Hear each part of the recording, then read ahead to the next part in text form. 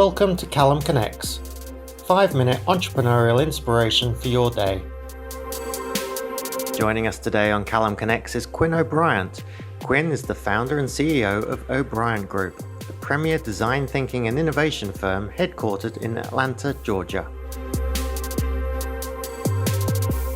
A hurdle I've faced as an entrepreneur is my own belief that every company I start has to be financially successful in order for it to be a great part of my career that I'm proud of and still excited about, even if it didn't succeed in the traditional kind of ways. So O'Brien Group is actually my 5th company, and I have been founding companies for about 15 years. And some of them didn't go the way I had planned at all.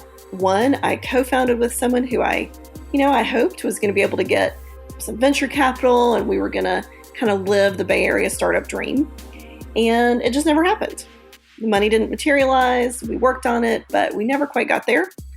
And, at the time it felt like a failure, but it wasn't. It was actually an incredible chance for me to kind of see that world and realize that later, when I was going to start something else, VC was not the right way to go for me, that I would be bootstrapping because that allows me to retain ownership of my company. Another one is I founded a publishing company, and I published a couple of my own books. The company's called Lit Books, and it still exists.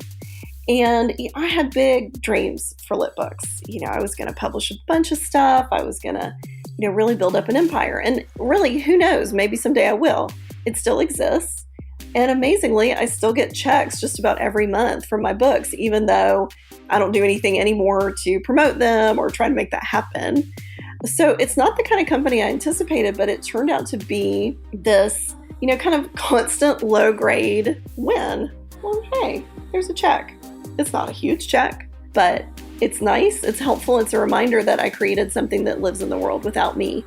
And so that was an incredible lesson as well.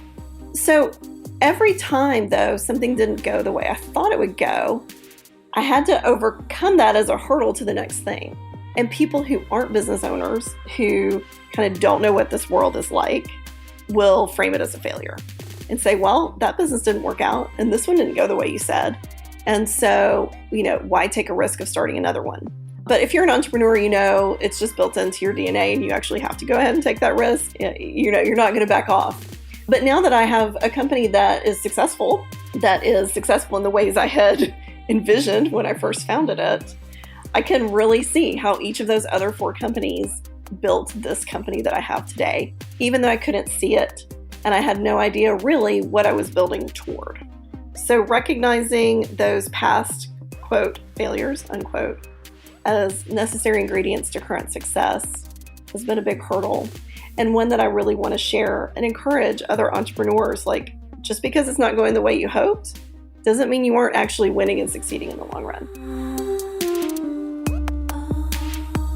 In my experience, the most effective way a small business can grow is through partnerships. To learn how you can win the partnership game, go to callumlang.com now and subscribe for your free copy of my best-selling book, Progressive Partnerships.